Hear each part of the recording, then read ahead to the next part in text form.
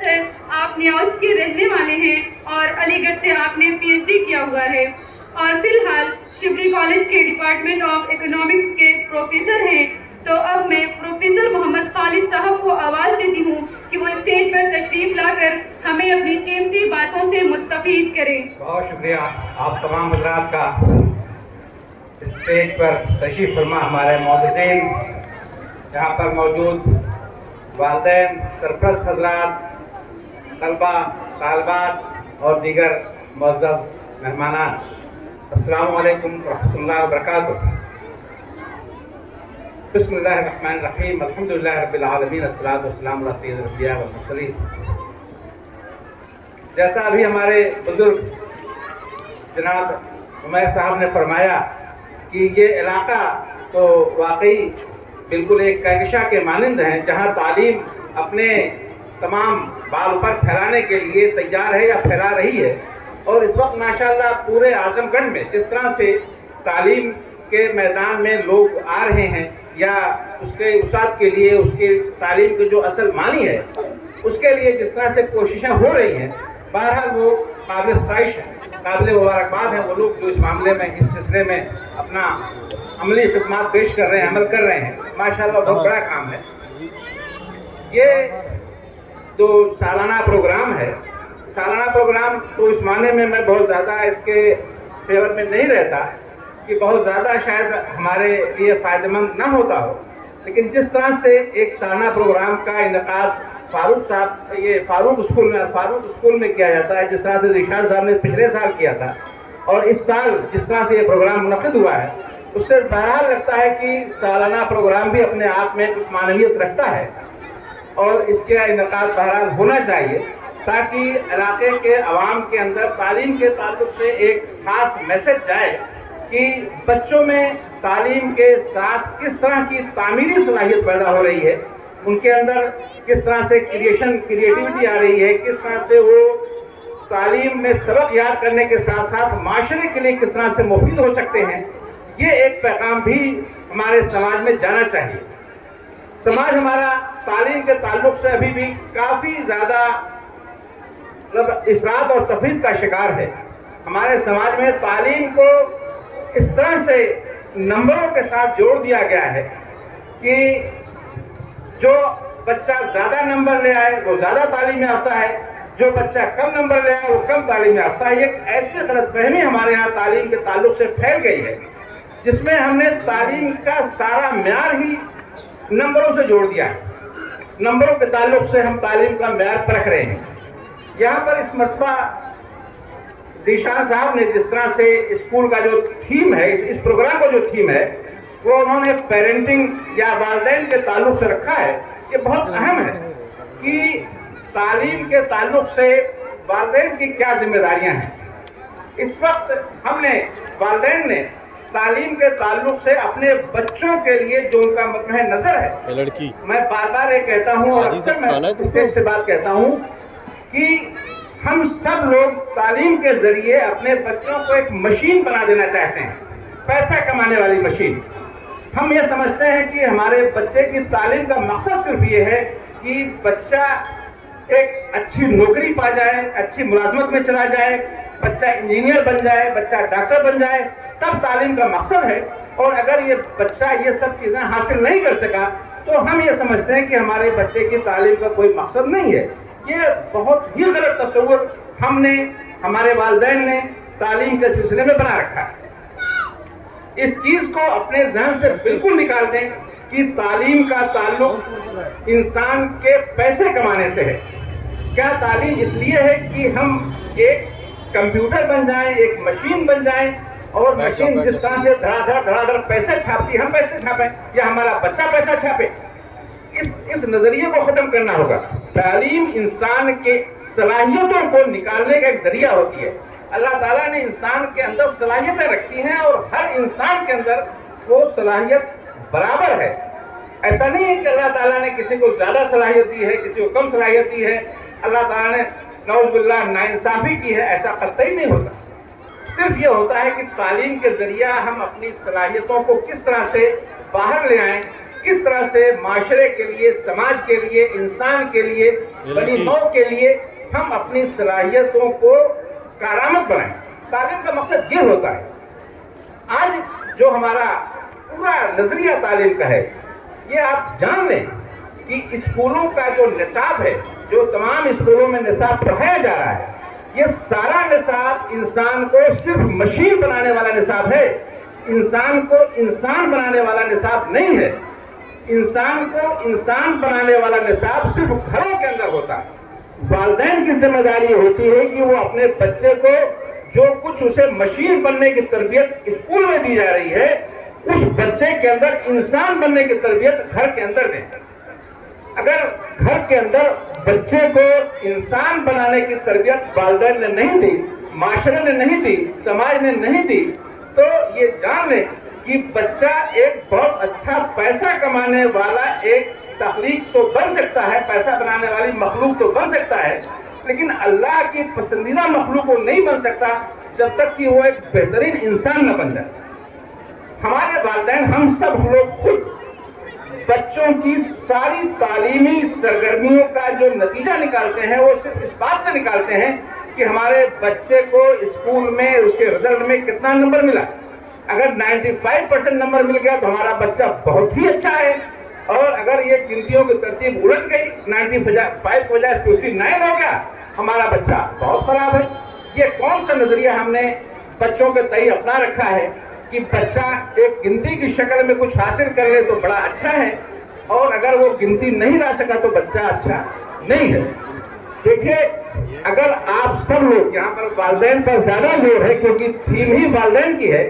बच्चे यहाँ पर जाहिर है कि अभी उस स्टेज में नहीं आए हैं कि वो इस बात को समझ सके कि मशीन और इंसान में फर्क क्या होता है। अभी बच्चे उसको नहीं समझ सकते, लेकिन वालिदैन को बहरहाल इस बात को समझना होगा कि मशीन में और इंसान में क्या फर्क होता है। एक अच्छे इंसान को, अपनी औलाद को हम किस तरह से एक अच्छा इंसान बनाए, किस तरह से वो सिर्फ पैसा कमाने का मद्देनजर न रखे, ज्यादा से ज्यादा समाज में पैसा कमाने वाली मशीन ना बने बल्कि वो इंसान बने, ये जिम्मेदारी वालिदैन की होती है, और वो स्कूल से बाहर घर पे होती है। जब तक वालिदैन घर पर अपनी जिम्मेदारियों को नहीं समझेंगे, तब तक बच्चा उनका भले से पैसा कमाने वाली मशीन बन जाए, इंसान नहीं बन सकता। वालिदैन के ताल्लुक से ज़ीशान साहब ने ये मौजू रखा है, तो मुझे जाहिर है कि इसी मौजू पर बात करनी है, और ये मौजू बड़ा खुश्क है कि वालिदैन किस तरह से अपने बच्चों को एक बेहतरीन इंसान बना सकते हैं। हमने देखा है कि अक्सर वालिदैन बच्चों को वक्त देना एक वक्त का ज़िया समझते हैं। मुलाजमत करते हैं तो मुलाजमत से लौटने के बाद फिर उनका वक्त अपने दोस्तों के साथ गुजरता है, या अगर वो दुकान करते हैं या और कोई उनकी मसरूफियत है तो दुकान बंद करने के बाद खुद वहीं वक्त गुजारते हैं बाजार में, और घर पहुंचते रात के 10 बजे। जाहिर है कि बच्चे के साथ वक्त गुजारने का वक्त वो खत्म हो चुका होता है। माँ के पास इतनी मसरूफियत होती है कि वो बच्चे के साथ वक्त नहीं गुजार सकती, उसके पास दुनिया भर के काम है। अब नतीजे में होता क्या है कि बच्चे की तरबियत एक इस्लामी नहज पर, एक अच्छा इंसान बनने की नहज पर किस तरह से की जाए, ये ना माँ को पता है और ना उसके वालिद को पता है। और जब तक इस सिलसिले में वालिदैन के अंदर एक तरह से अवेयरनेस नहीं आएगी, वालिदैन जब तक इस बात को तय नहीं करेंगे कि हमें अपने बच्चे को एक बेहतरीन इंसान बनाना है, उसे धरती का बोझ नहीं बनाना है, उसे जमीन पर एक अल्लाह की ऐसी मखलूक बनाना है जो जमीन पर अल्लाह के बंदों के लिए नफा बख्श साबित हो सके, अपने लिए नफा बख्श ना साबित हो, अल्लाह के बंदों के लिए नफा बख्श साबित हो सके। ऐसे में वालिदैन का किरदार बहुत अहम हो जाता है। हम ये देख रहे हैं जहाँ से वालिदैन आते हैं तो वालिदैन अपने बच्चों के सिलसिले में सिर्फ ये बात पूछते हैं स्कूल में कि हमारा बच्चा मैथ में क्यों कमजोर है, हमारा बच्चा साइंस में क्यों कमजोर है, हमारे बच्चे को फला सब्जेक्ट में नंबर क्यों कम मिला। कभी इस बात पर वो स्कूल में जिम्मेदारान से बात नहीं करते कि हमारे बच्चे की अखलाकी तरबियत में जो कमी है इसकी तलाफी कैसे हो सकती है, बच्चा एक अच्छा इंसान कैसे बनेगा, बच्चा किस तरह से अपने वालिदैन के हुकूक को समझेगा, बच्चा किस तरह से समाज के हुकूक को समझेगा, بچہ کس طرح سے ایک بہترین انسان بنے گا، اس سلسلے میں کسی بھی طرح کی کوئی بات اسکول میں آنے کے بعد اساتذہ سے نہیں ہوتی. یہ بہت ضروری ہے. اب اسی کے تعلق سے دوسری بات میں بتاؤں کہ اگر آپ بچے کو بہترین انسان بنانا چاہتے ہیں تو ضروری ہے کہ والدین بچوں کے ساتھ وقت گزاریں. اور یہ وقت گزارنا اس لیے اہم ہے کہ وہ بچہ آپ کا مستقبل ہے. جس طرح سے آپ نے اپنے انویسٹمنٹ پر، آپ نے دکان میں 10 لاکھ روپے کا انویسٹ کر رکھا ہے، انویسٹمنٹ کر رکھا ہے، سرمایہ کاری کر رکھی ہے، اور چاہتے ہیں کہ بھائی اس کی گروتھ ہو، تو آپ زیادہ زیادہ اس پہ وقت دیتے ہیں دکان کو بڑھانے کے لیے. بچے پر جو آپ کا انویسٹمنٹ ہے، جو بچہ آپ کا سرمایہ ہے، یہ بچہ کیسے مستقبل میں 10 کروڑ کی پراپرٹی بن جائے گا، اس کا خیال ہی والدین کو نہیں ہوتا. وہ 10 لاکھ کی دکان کی گروتھ کے لیے، اس کو بڑھانے کے لیے دن رات محنت کرتے ہیں. بچہ کیسے ہمارا بڑھے گا، بچے کی گروتھ کیسے ہوگی، بچے کو ہمیں کس طرح سے آگے بڑھانا ہے.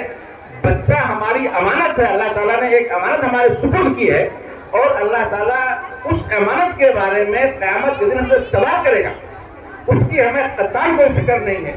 یہ والدین کی بہت بنیادی ذمہ داری ہوتی ہے کہ وہ اللہ کے سامنے اس کا جواب دے سکیں کہ اے اللہ، تو نے جو امانت ہمارے سپرد کی تھی، اس امانت کو ہم نے کس طرح سے بچا کے رکھا، ہم نے اس میں جو گروتھ کرنی تھی وہ گروتھ کی، اور کس طرح سے ہم نے اسے ایک اچھا انسان بنایا. یہ والدین سے پوچھا جائے گا. اسکول میں اساتذہ سے نہیں پوچھا جائے گا کہ تمہارے پاس جو بچہ پڑھنے آیا تھا اس کو تم نے کیسے انسان بنایا. والدین سے پوچھا جائے گا. تو والدین کو اس سلسلے میں بہت زیادہ اویئر رہنا چاہیے، بہت زیادہ اویئر ہونا چاہیے. میں نے ابھی کچھ دن پہلے ایک اسٹڈی کیا تھا، بلکہ اسٹڈی پڑھا تھا، اور وہ ڈاکومنٹڈ اسٹڈی ہے کہ بچوں کی ذہانت کا تعلق، بچوں کے ایک اچھی ذہین ہونے کا تعلق ان کی عمارت اور غربت سے بھی ہوتا. یہ اسٹڈی آئی تھی کہ امیر گھروں کے بچے زیادہ ذہین ہوتے ہیں اور غریب بچے ذہین نہیں ہوتے. یہ ایک اسٹڈی آئی خاص طور سے انگریزی اسکولوں میں. یہ جو ماڈرن اسکول ہے اس میں یہ دیکھا گیا کہ امیر گھروں کے بچے ذہین ہوتے ہیں، وہ فوراً ٹاپ کرنے لگتے ہیں، پہلا نمبر ان کا آنے لگتا ہے. جو غریب گھروں کے بچے ہوتے ہیں وہ ٹاپ نہیں کرتے. اس کا ریزن کیا ہے؟ تو اس میں اسٹڈی کی گئی. پتہ یہ چلا کہ داخلے کے وقت امیر گھروں کے بچوں کے پاس داخلے کے وقت پہلی کلاس میں جو الفاظ کا ذخیرہ ہوتا ہے، جس کو ہم ووکیبولری کہتے ہیں، اس کا الفاظ ذخیرہ 500 سے لے کر 1000 الفاظ تک اس کے پاس ہوتے ہیں. وہ 1000 چیزوں کے نام جانتا ہے، 1000 چیزوں کو پہچانتا ہے، 1000 چیزوں کو اسے دیکھا ہوا ہے، ٹی وی پہ دیکھا ہے، اخبار میں دیکھا ہے، گھر میں اس کا تذکرہ سنا ہے، وہ جانتا ہے. غریب گھروں کے بچے کے پاس جب داخلے کے وقت اس کا ووکیبولری چیک کی جاتی ہے، اس کا ذخیرہ الفاظ دیکھا جاتا ہے، تو غریب گھروں کے بچوں میں ایک بچے کے پاس 50 سے لے کر کے 100 الفاظ کا ایک ووکیبولری اس کے پاس نکلتی ہے.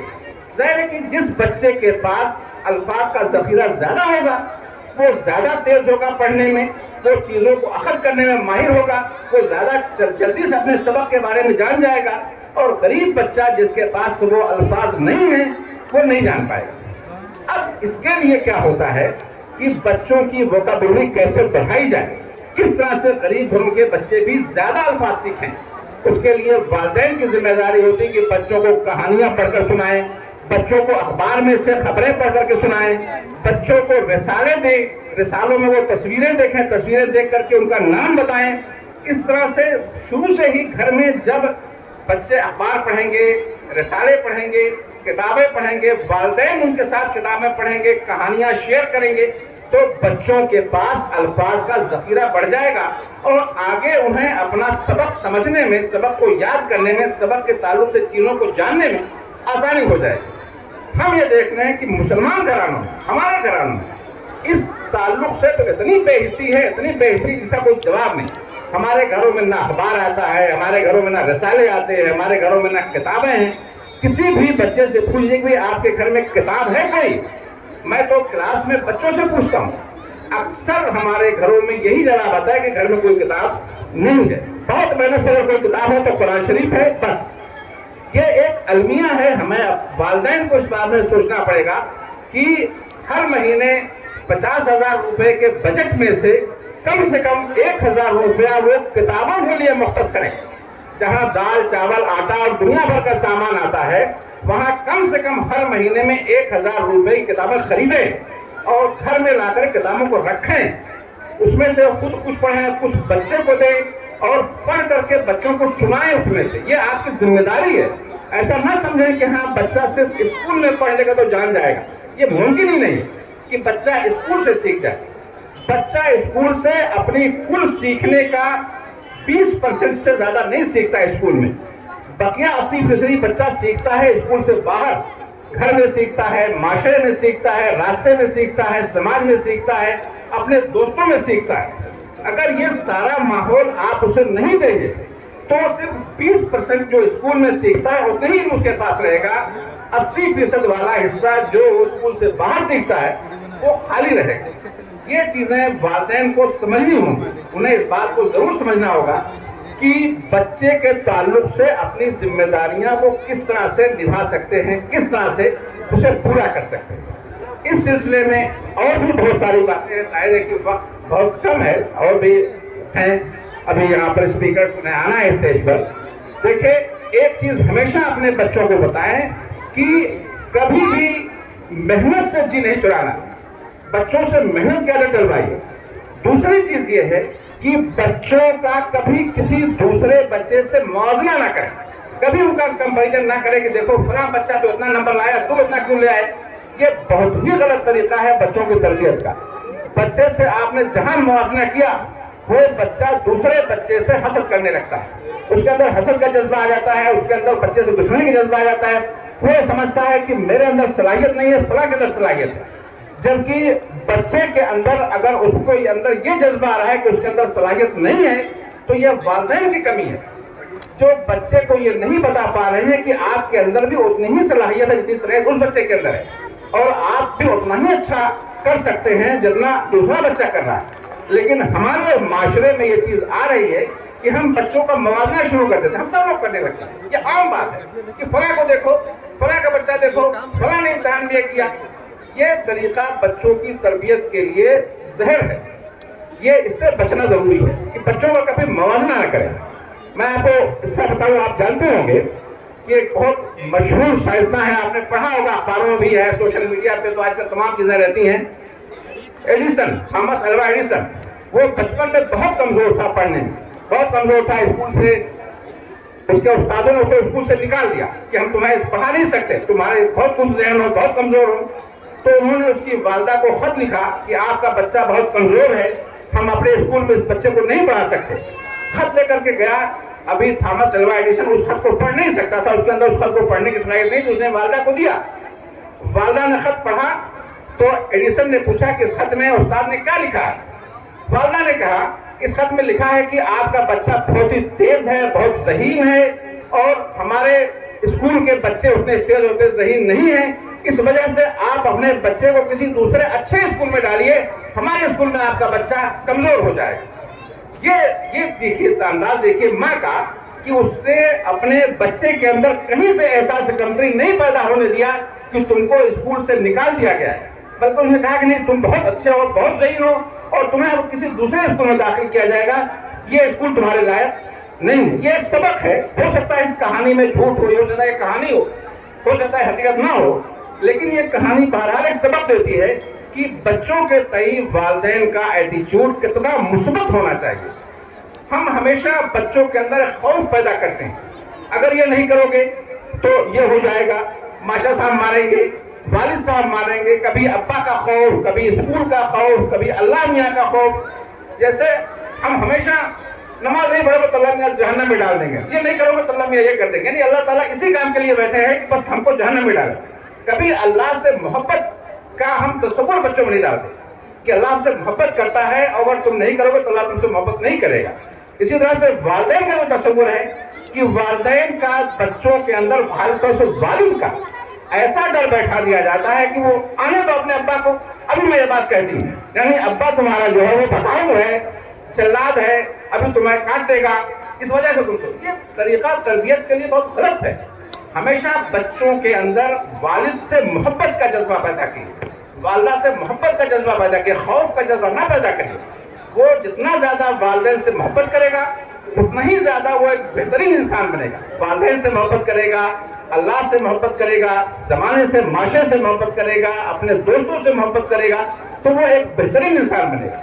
और अगर आप उनके अंदर खौफ पैदा किया, डर पैदा किया, डरा करके काम किया, तो बच्चा, डराना है जरूरी, लेकिन बहुत छोटा हिस्सा है तरबियत का। डराना जो है तरबियत का बहुत छोटा हिस्सा है। मोहब्बत से बच्चे को समझाना तरबियत का बहुत बड़ा हिस्सा है। तो बड़े हिस्से को फौकियत दीजिए, छोटे हिस्से को फौकियत न दीजिए, ये एक बहुत जरूरी चीज है। बच्चों के अंदर हमेशा दूसरों को देने का जज्बा पैदा करिए। जैसे आपने पढ़ा होगा, अक्सर ये आता है बच्चों की तरबियत के सिलसिले में कि टिफिन में एक नाश्ता बच्चों को बढ़ा के दीजिए। अगर बिस्किट दे रहे हैं तो 2 बिस्किट और दीजिए, ताकि बच्चा वो 2 बिस्किट किसी दूसरे दोस्त को दे दे।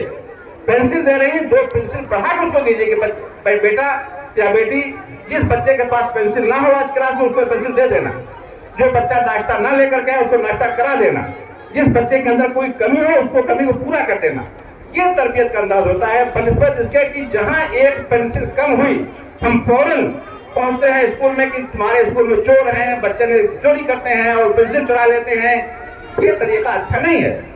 पेंसिल गुम हो गई, बच्चे से कहिए कि देखो बच्चा, कोई जरूरतमंद रहा होगा, उसने जरूरत से निकाल लिया होगा, चोरी नहीं किया है। तो ये मुस्बत अंदाज है। मनफी अंदाज क्या है, अरे तुम्हारे स्कूल में तो सब चोर हैं और तुम्हारे पेंसिल चुरा लेते हैं, मैं भी स्कूल से कहती हूँ मास्टर साहब से वो चोरों को निकालें स्कूल से। ये तरबियत का मनफी अंदाज है। हमेशा बच्चों के अंदर मनफी के बजाय मुस्बत तरबियत का अंदाज पैदा करिए, ये बहुत जरूरी है।